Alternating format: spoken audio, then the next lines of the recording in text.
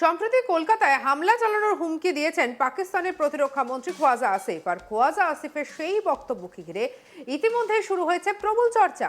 আর এবার পাক মন্ত্রীর সেই বক্তব্যের জবাব দিলেন ভারতের প্রতিরক্ষা মন্ত্রী রাজনাথ সিং। এক সংবাদ সংস্থার প্রতিনিধির প্রশ্নের উত্তরে রাজনাথ বলেন, আমি এই বিষয়ে কিচ্ছু বলতে চাই না।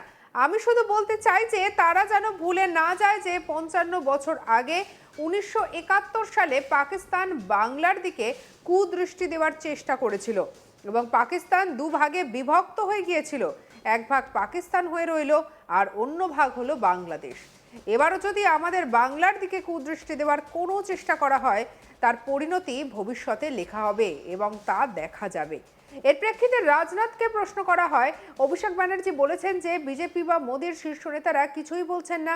তখন রাজনাথ বলেন, আমি দেশের প্রতিরক্ষা মন্ত্রী এবং আমি কথা বলছি, এর চেয়ে বেশি আর কি বলা যায়? সবার কথা বলার প্রয়োজন নেই, কিন্তু পাকিস্তানের প্রতিরক্ষা মন্ত্রীর এমন উস্কানিমূলক মন্তব্য করা উচিত হয়নি।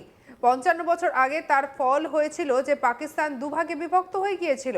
এক ভাগ হয়েছিল পাকিস্তান, অন্য ভাগ বাংলাদেশ। এবার যদি আমাদের বাংলার দিকে একইভাবে তাকানোর চেষ্টা করে, তাহলে ঈশ্বরই জানেন যে কত টুকরো হবে। শুনুন কি বলেছেন রাজনাথ।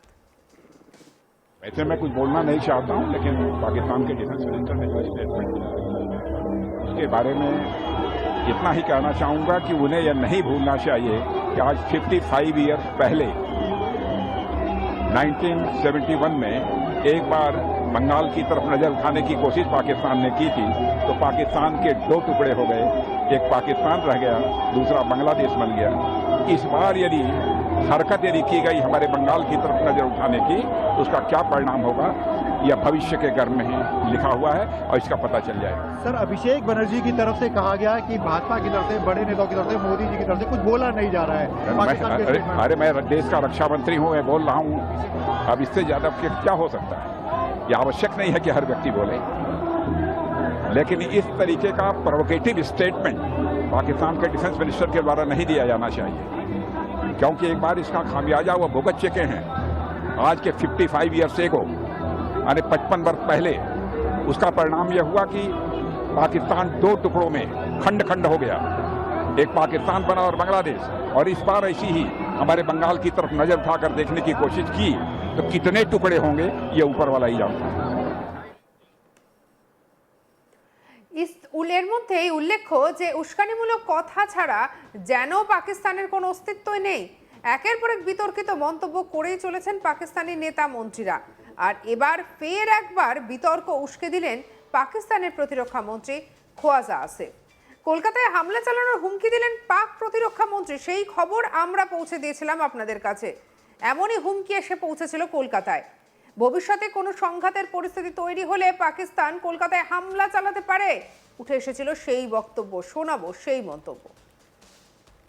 जाली किस्म का जो है ना वो कोई फॉल्स फ्लैग ऑपरेशन कोई अपने बंदों से या उनकी कैद में जो पाकिस्तानी हैं उनको भी वहाँ पे खुदा खास्ता लाशें वाशें फेंक के, क्योंकि ये दहशतगर्द थे और आपने ये कर दिया। और अब ये इस किस्म की जो उन्होंने जिल्लत उठाई है 1 साल पहले तकरीबन, जो है जो फिफत दुनिया में उठाई है, तो सारी दुनिया जो है, बल्कि उनकी अपनी आवाम जो है उनको जूतियाँ मार गई। सारी क़यामत जो है उनको जूतियाँ पड़ती रही।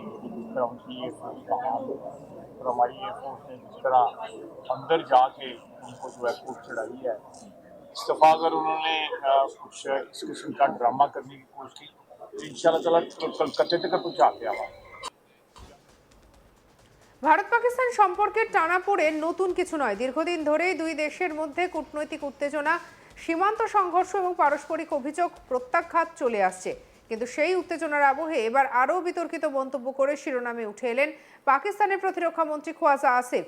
তার সাম্প্রতিক মন্তব্য ঘিরে শুরু হয়েছে তীব্র বিতর্ক, উদ্বেগ এবং আন্তর্জাতিক মহলেও তৈরি হয়েছে নতুন করে কৌতূহল।